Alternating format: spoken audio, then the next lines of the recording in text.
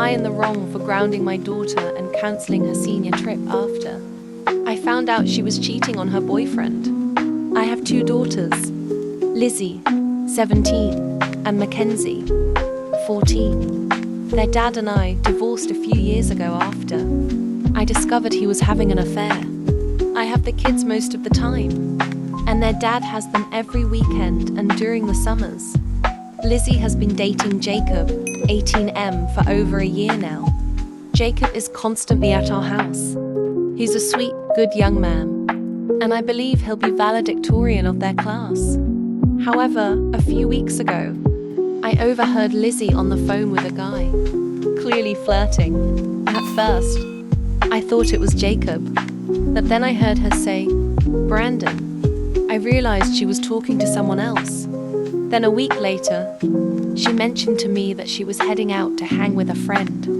And when I looked out the window, I saw her get into a car and greet a guy with a kiss. It wasn't Jacob. Even after that, Jacob continued to come over, hanging out with Lizzie. He and Lizzie still acted like a couple holding hands, laughing, and spending time together, just like they always had. I felt disgusted knowing my daughter was being a 2-timer. After Jacob left that day, I confronted my daughter. I asked her point blank, "Are you cheating on your boyfriend with another guy?" She said it was none of my business and that her personal life was hers only. I told her she was wrong and that I raised her better than to treat people like this. She told me she was bored with Jacob and that Brandon was more her type now. I told her that if she wasn't happy, she should just break up with Jacob. She said she didn't know if she wanted to be with Brandon or if she was just having fun flirting and teasing. I told her cheating was unacceptable and wrong, and as a consequence, I grounded her.